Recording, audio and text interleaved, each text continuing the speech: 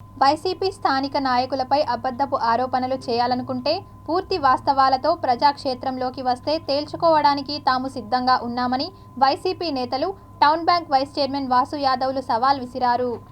Tirupati press క్లబ్లో శుక్రవారం media సమావేశంలో వైసీపీ నాయకులు మాట్లాడుతూ టీడీపీ నాయకుడు శంకర్ నారాయణ రైల్వే స్టేషన్ వద్ద ఉన్న టీటీడీ సత్రాల స్థానంలో నూతన భవన నిర్మాణాలు చేపట్టి వైసీపీ నాయకులు కమిషన్లు దండుకుంటున్నారని, అబద్ధపు ప్రచారం చేయడం తగదని హెచ్చరించారు.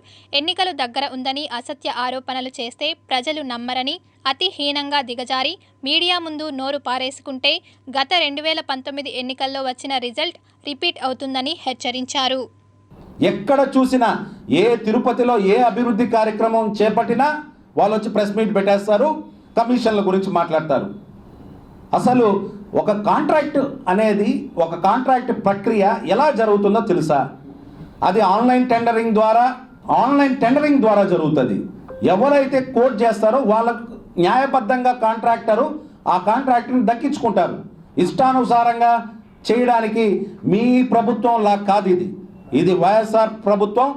కరుణాకర్ రెడ్డి గారు అధ్యక్షులుగా ఉన్నంతకాలం తిరుమల తిరుపతి దేవస్థానంలో ఎటువంటి అవకతవకలకు కానీ ఎటువంటి మిస్టేకులకు కానీ ఆస్కారమే లేకుండా ఈరోజు కరుణాకర్ రెడ్డి గారు చూస్తున్నారు. ఇప్పటికే మా మీద పూర్తి వ్యతిరేకత వస్తుంది. వీళ్ళ లాంటి విశ్వసనీయత లేని వాళ్ళని, విజ్ఞత లేని వాళ్ళని, ఆ భానుప్రకాష్ రెడ్డి ఒకడు తిరుపతి అభివృద్ధికి నిరోధకుడుగా మారి ఏ విధంగా తిరుపతి ప్రజలని పట్టి పీడిస్తున్నాడో భానుప్రకాష్ రెడ్డిని చూస్తే అర్థమవుతుంది.